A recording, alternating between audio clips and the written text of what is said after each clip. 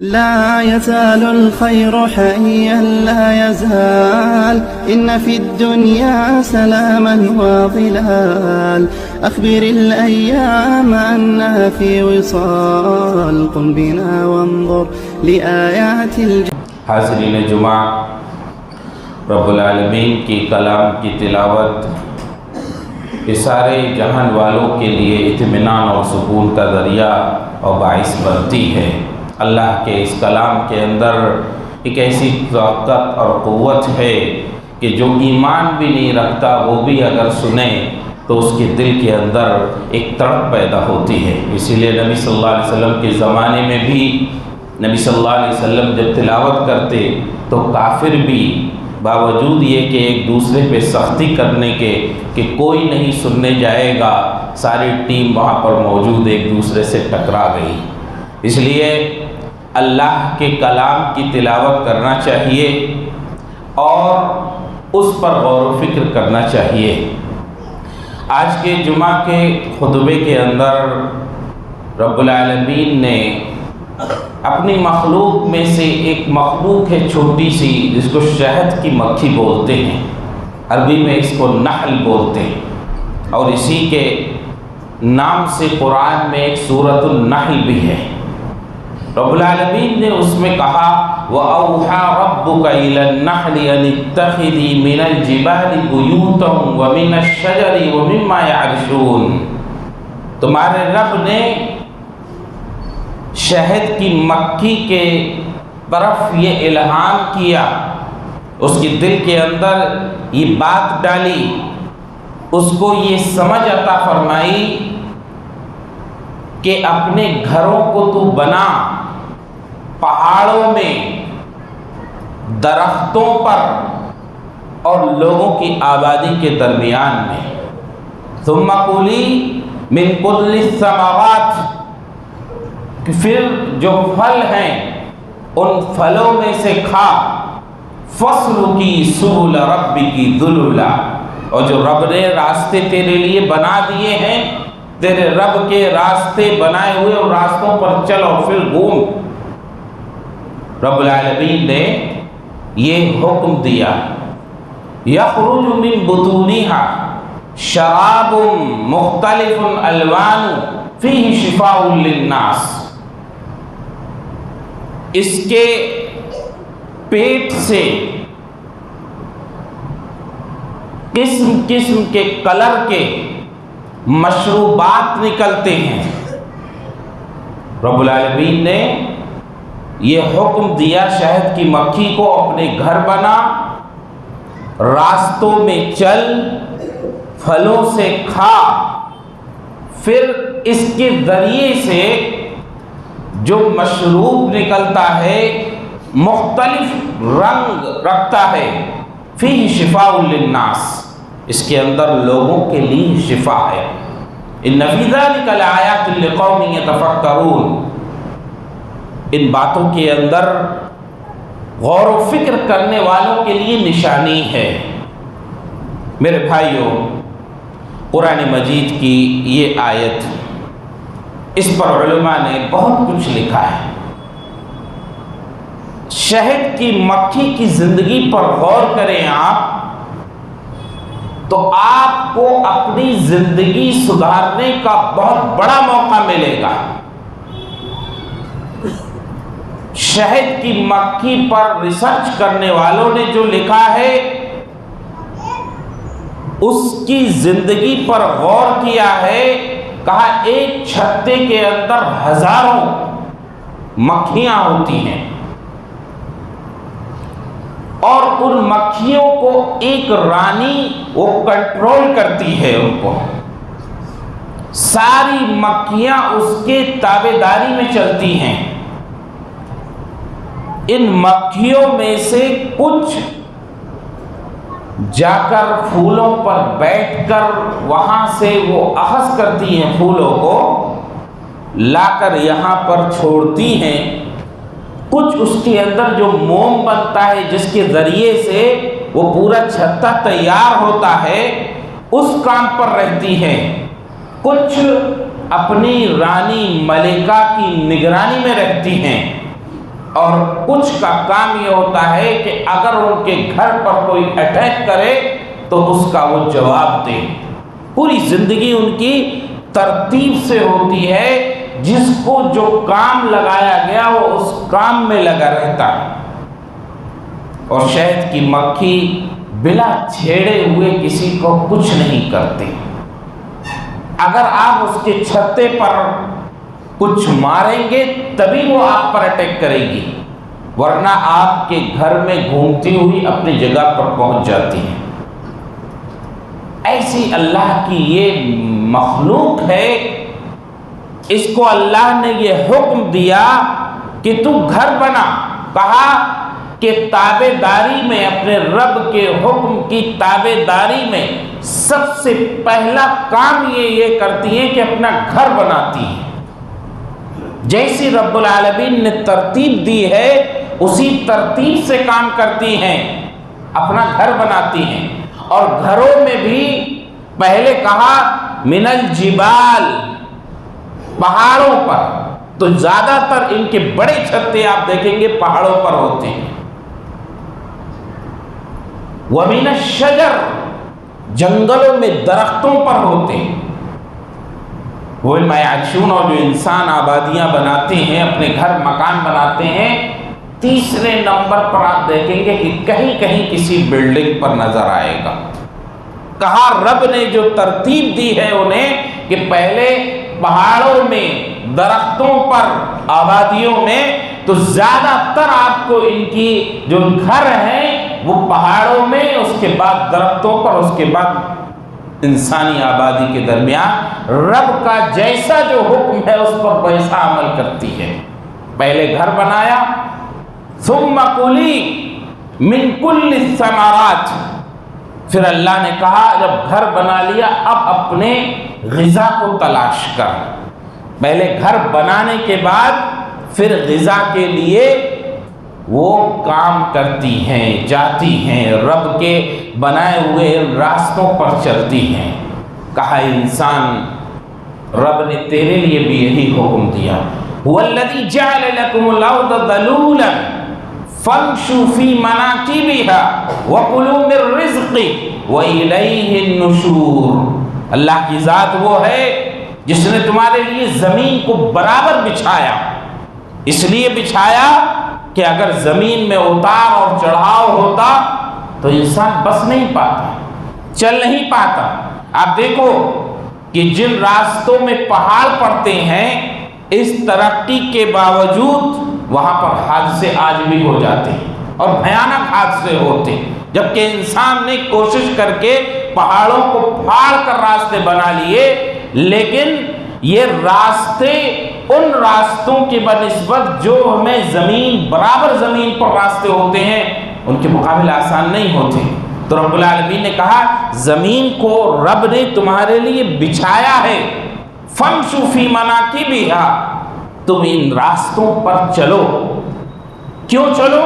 وَكُلُوا مِن رِزْقِهِ، اپنے رزق کو تلاش کرو، رزق کو تلاش کرو اس عقیدے کے ساتھ وَإِلَيْهِ النُّشُورُ کہ تمہیں اپنے رب کی طرف پلٹ کر جانا ہے۔ ان راستوں پر گھومو پھرو، رب کی دی ہوئی روزی کو تلاش کرو، اس کے حکم کے مطابق، اس عقیدے کے ساتھ کہ کچھ بھی گڑبڑی کرو گے تو رب کے سامنے حاضر ہونا ہے۔ یہ انسان کو حکم ہوا اور یہ مکھی کو حکم ہوا شہد کی، وہ اپنے رب کے حکم سے ادھر ادھر نہیں ہوتی، وہ اپنے رب کے حکم پر پوری طرح سے تابع داری کے ساتھ لگی ہوئی ہے، لیکن انسان اس سے بھٹک جاتا ہے۔ اس کے لیے بہت سارے راستے واضح ہیں، لیکن وہ ان واضح راستوں کو چھوڑ کر گمشدہ راستوں کی طرف نکل چلتا ہے۔ میرے بھائیو، نبی کریم صلی اللہ علیہ وسلم نے مومن کی زندگی کو اسی طرح سے اس مکھی کی مثال دے کر سمجھایا ہے حدیث کے اندر، اور آسان فرمایا۔ قرآن کی ان باتوں کو نبی کریم صلی اللہ علیہ وسلم نے اپنی زبان مبارک سے اور آسان فرمایا، مثال دے کر سمجھایا۔ صحیح روایت ہے، مختلف حدیث کی کتب کے اندر موجود ہے۔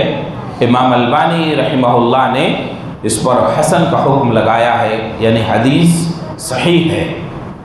نبی کریم صلی اللہ علیہ وسلم نے فرمایا، مثل المؤمن مثل النحل ان اکلت طیبہ وان وضعت طیبہ وان وقعت على عود نخر لم تکسر ومثل المؤمن مثل سبیکۃ الضب نفخت علیہ احمرت وان وزنت لم تنقص۔ اب فرمایا مومن کی مثال شہد کی مکھی کی طرح ہے۔ شہد کی مکھی کھاتی ہے تو پاکیزہ کھاتی ہے، دیتی ہے تو پاکیزہ روزی دیتی ہے۔ اگر وہ جھاڑ کے درخت کے ہلکی سی ٹہنی پر بھی بیٹھ جائے تو اپنے بوجھ سے وہ توڑتی نہیں ہے اس کو۔ کیا پیاری مثال دی نبی کریم صلی اللہ علیہ وسلم نے۔ اگر ہلکی پتلی شاخ اور ٹہنی پر بھی وہ بیٹھ جائے تو اس ٹہنی کو نقصان نہیں پہنچاتی۔ اور پھر کہا آپ نے، ایک اور مثال دے کر فرمایا، مومن کی مثال خالص سونے کی جیسی ہے۔ سونے کو آپ آگ دکھاؤ تو وہ لال ہو کر پگھل جاتا ہے، لیکن وزن کرو آپ تو وزن میں بالکل کمی نہیں ہوتی، برابر اتنا ہی رہے گا اگر خالص سونا ہے۔ اگر اس میں ملاوٹ ہے تو وہ کم ہو جائے گا، لیکن خالص سونا ہے تو اس پر آپ کتنی بھی آگ دکھا دو وہ بہہ نکلے گا، لیکن اس کو پھر وزن کرو گے تو اتنا ہی رہے گا جتنا تھا پہلے۔ نبی کریم صلی اللہ علیہ وسلم نے یہ دو مثالیں دے کر مومنوں کو بہت ساری باتیں سمجھائی ہیں۔ رب العالمین ہمیں ان باتوں کی سمجھ عطا فرمائے۔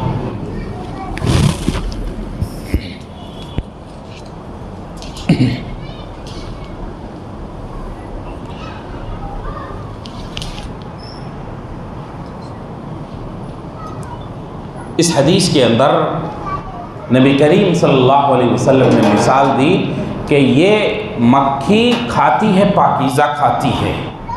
رب نے حکم دیا، یا ایھا الرسول کلوا من الطیبات واعملوا صالحا، رسولوں کو حکم دیا، اے رسول جو طیب چیزیں ہیں، پاکیزہ چیزیں ہیں، حلال چیزیں ہیں، ان میں سے کھاؤ۔ اور یہی حکم رب العالمین نے تمام ایمان والوں کو دیا، یا ایھا الذین آمنوا کلوا من طیبات ما رزقناکم، ہم نے روزیوں میں سے جو پاکیزہ روزی دی ہے اس کو کھاؤ۔ اللہ رب العالمین نے اس چھوٹی سی مخلوق کو جو سمجھ دی کہ وہ پاکیزہ کھاتی ہے، آپ دیکھو کہیں گندی جگہ پر آپ کو شہد کی مکھی بیٹھی ہوئی نہیں ملے گی، پھول پر بیٹھتی ہیں۔ پھول جو ہم انسانوں کو بھی کتنا بھاتا ہے، وہ اس پر بیٹھ کر اور ہر موسم کے پھول کے مطابق اس کی چاشنی کو لے کر، اس کی خوشبو کو لے کر اس کے جیسا شہد پیدا کرتی ہے وہ۔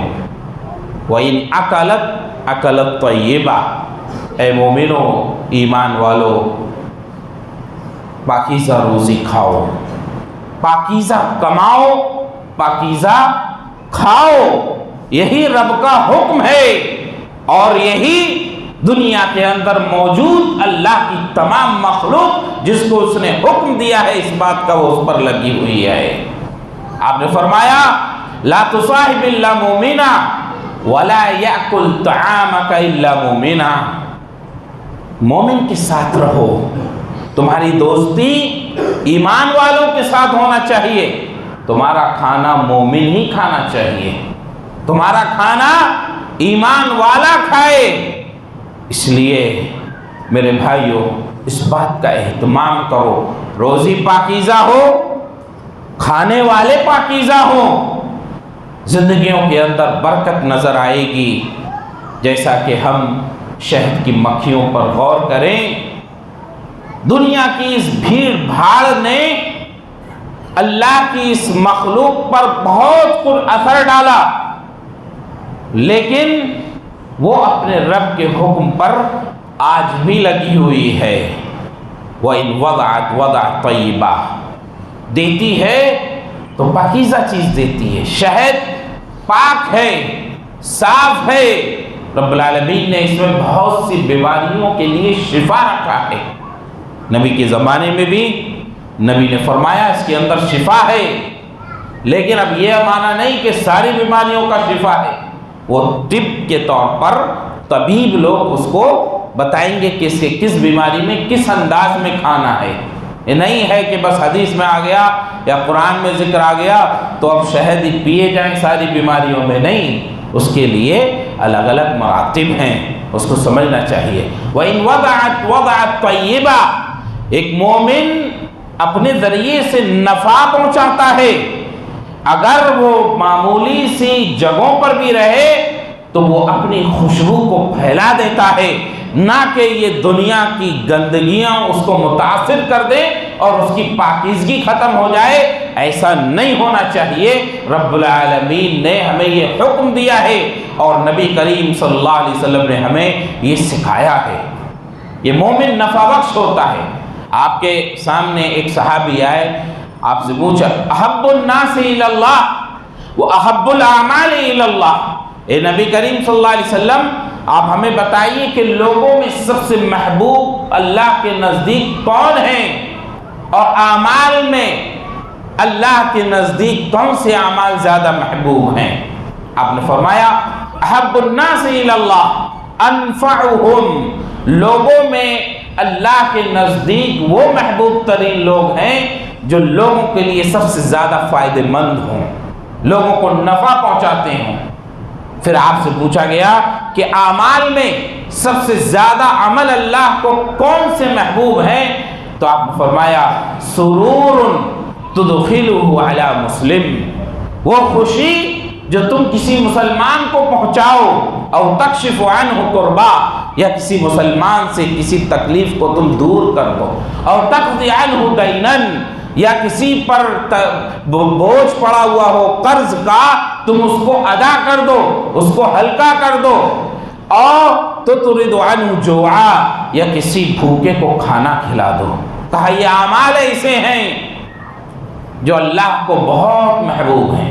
آگے روایت میں ہے کہ آپ نے فرمایا کہ مسجد میں بیٹھ کر میں اعتکاف کروں، اللہ کی عبادت کروں، اس سے زیادہ پسند ہے مجھے کہ میں کسی مسلمان پریشان حال مسلمان کے ساتھ جا کر اس کی پریشانی کو دور کرنے چلا جاؤں اس کے ساتھ۔ میرے بھائیوں، یہ ہے کہ مسلمان کس قدر لطیف ہوتا ہے، کس قدر باریک ہوتا ہے کہ شہد کی مکھی کی طرح کہ اگر معمولی سے ہلکے سے شاخ پر بھی بیٹھ جائے تو اس شاخ کو نقصان نہیں پہنچاتی۔ ایسے ہی مومن اپنے اعمال سے، اپنے اقوال سے، اپنی حرکتوں سے یہ ہمیشہ دوسروں کے لیے نفع بخش بنتا ہے، کبھی بھی کسی کے لیے نقصان دہ ثابت نہیں ہوتا۔ میرے بھائیوں، مسلمانوں، ایمان والوں، ہم سب کو چاہیے کہ ہم اپنے اندر ان صفات کو پیدا کریں۔ آپ نے دوسری مثال دی سونے کی مثال دی، خالص سونے کی مثال دی، کہ ایسے ہی مومن جو خالص ایمان والا ہوتا ہے، حالات کی آندھیاں اس پر کوئی اثر نہیں ڈال پاتی، کیسے بھی مشکل ترین حالات ہو جائیں وہ ان مشکل ترین حالات میں بھی اپنے رب کے حکم پر چل کر لوگوں کے سامنے یہ ثابت کرتا ہے، اے لوگوں سنو اور دیکھو، ایمان والے وہ لوگ ہوتے ہیں کہ جن پر کسی قسم کا رنگ نہیں چڑھتا، وہ تمام ماحول پر اپنے ایمان کی خوشبو کو پھیلا دیتے ہیں، وہ اسلام کی برکات کو لوگوں کے سامنے ظاہر کرتے ہیں۔ مثال دی نبی صلی اللہ علیہ وسلم نے۔ حضرت علی کا بھی ایک قول ہے، حضرت علی کہتے ہیں کونوا فی الناس کالنحلہ من الطیر، پرندوں میں غور کرو اور اس میں شہد کی مکھی کی طرح ہو جاؤ۔ کہا انہ لیس من الطیر شیء الا انہ یستضعفها، حالانکہ دوسرے پرندے اس کو دیکھ کر بہت معمولی سمجھتے ہیں، بہت حقیر سمجھتے ہیں۔ کس کو؟ مکھی کو، شہد کی۔ دوسرے اور پرندے وہ اس کو دیکھ کر بہت معمولی سمجھتے ہیں۔ یہ کیوں ہے؟ کیونکہ ان کو یہ معلوم نہیں کہ ان کے پیٹوں کے اندر اللہ نے جو برکت رکھی ہے، جو خیر رکھا ہے، اگر وہ اس بات کو جان لیتے تو وہ اس کو ہرگز ہلکے میں نہیں لیتے۔ مسلمانوں، ہمارے درمیان ہمارا حال مسلمانوں کا کیا ہے کہ جب کوئی مر جاتا ہے ہمیں کا، اب اس کے فضائل اور برکات سمجھ میں آتی ہیں۔ مرنے کے بعد لوگ ان کو یاد کرتے ہیں اور زندگی میں ان کی قدر و منزلت نہیں کرتے۔ یہ حضرت علی نے جو بات کہی ہے، یہ دیگر کیڑے مکوڑے مکھی وغیرہ کے، مچھر کے کو سامنے رکھتے ہوئے کہا۔ کیوں؟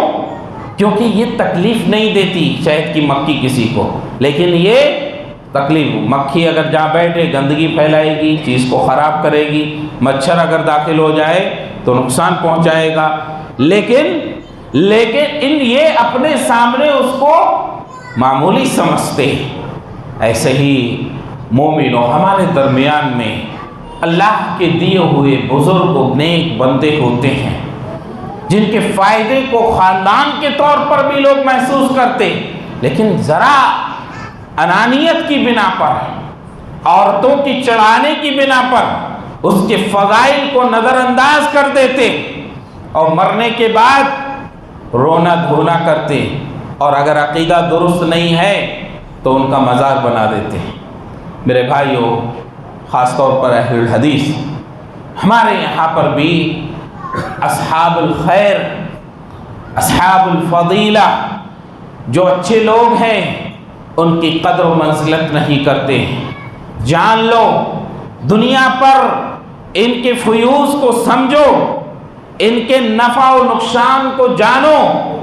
اسی لیے آج ہندوستان کے اندر بھی دیکھو، آج کا ماحول جو ہے ہمارے خلاف ہے، لیکن ہمارے بزرگوں کی قربانیوں کی وجہ سے آج بھی وہ ہماری عزت کرنے پر مجبور ہیں۔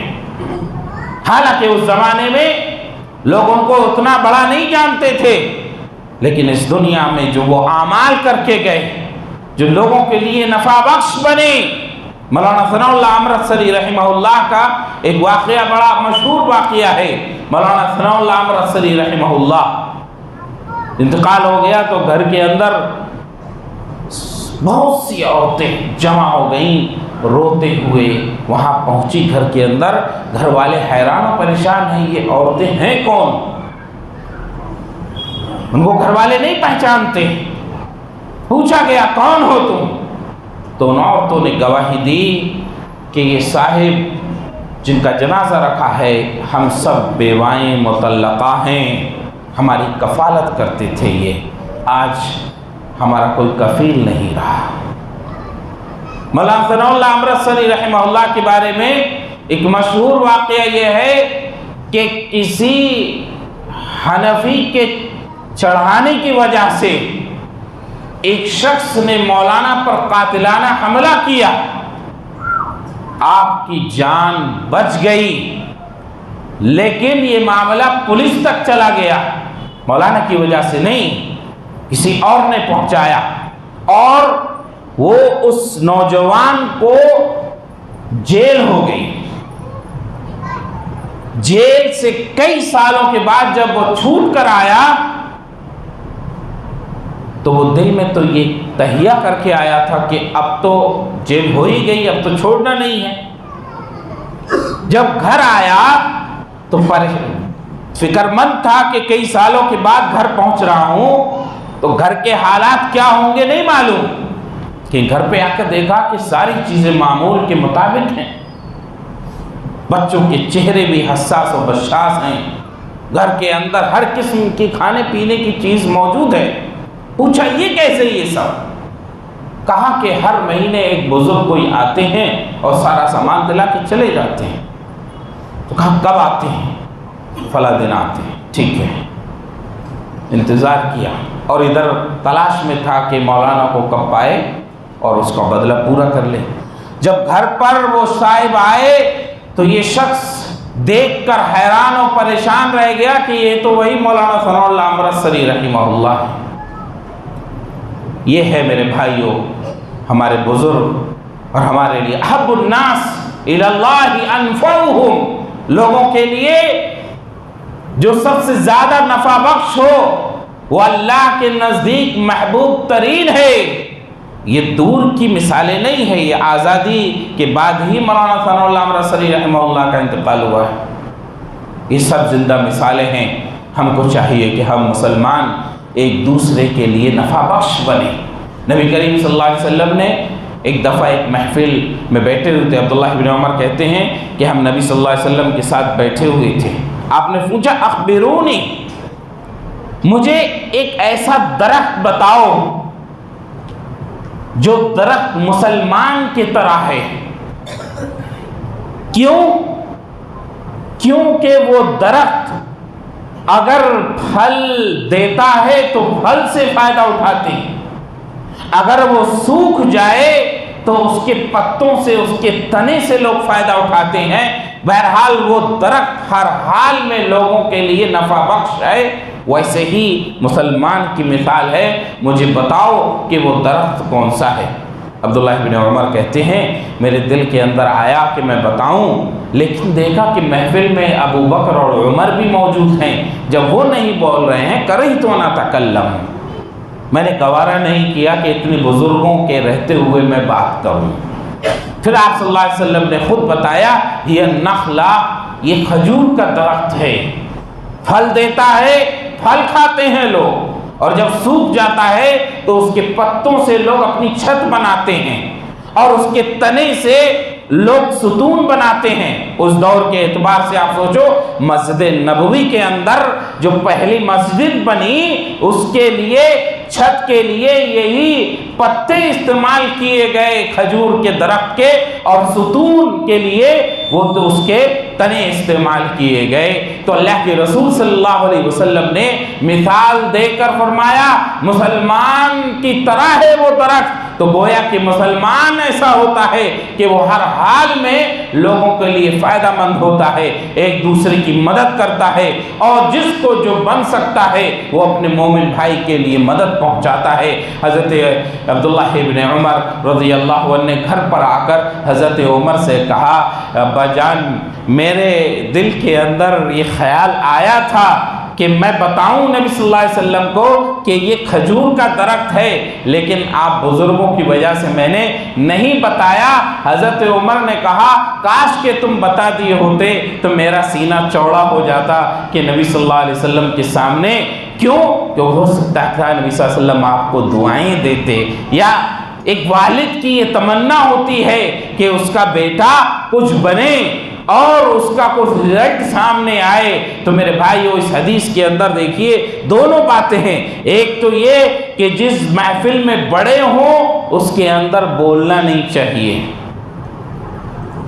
اور دوسرا یہ کہ اگر معلومات ہے، درست معلومات ہے، اطمینان ہے آپ کو تو آپ بتا دیں، تو آپ کے فخر اور سر اونچا ہونے کا ذریعہ بن سکتا ہے۔ رب العالمین ہمیں دین کی صحیح سمجھ عطا فرمائے، رب العالمین ہمارے سینوں کو کھول دے کتاب و سنت کے لیے، ہمارے ذہنوں کو کھول دے، رب العالمین یہ دل و دماغ کے اندر کتاب و سنت کو بسا دے اور اس کے مطابق عمل کی توفیق عطا فرما۔ رب العالمین مسلمانوں پر رحم و کرم فرما۔ مسلمان رب العالمین صرف تجھ پر ایمان رکھتے ہیں، تجھ پر بھروسہ رکھتے ہیں، تجھ پر توکل رکھتے ہیں، ساری روزی کی کنجیاں تیرے ہاتھ میں ہیں۔ رب العالمین مسلمانوں پر حلال روزی کے راستے کشادہ فرما دے، حرام سے بچا، حلال نصیب فرما، حرام سے بچا کر رب العالمین حلال اتنا عطا فرما کہ جس کو لے کر ہم حرام سے بے نیاز ہو جائیں۔ اللہم اکفنا بحلالک عن حرامک واغننا بفضلک عمن سواک۔ اللہم ارنا الحق حقا وارزقنا اتباعہ وارنا الباطل باطلا وارزقنا اجتنابہ۔ رب العالمین جو قرض کے بوجھ کے تلے دبے ہیں ان کے قرض کو ادا کرا دے، سبیل بنا دے، راستے بنا دے۔ جو گھروں کے اندر بڑی عمر کی بچیاں بیٹھی ہوئی ہیں رب العالمین ان کے لیے راستے ہموار فرما، ان کی شادی ہو جائیں، ان کے نکاح ہو جائیں، اچھی زندگیاں گزارنے لگیں، مسلم معاشرے کو اسلامی معاشرہ بنا دے رب العالمین، ایمان والوں کا معاشرہ بنا دے، ایمان کی کمزوریوں کو دور فرما دے، طاقت و قوت عطا فرما، ایمانی طاقت و قوت عطا فرما رب العالمین۔ جب تک اس دنیا میں رہیں اسلام پر عمل پیرا رہیں، اور آخری وقت ہو تو ہماری زبان پر کلمہ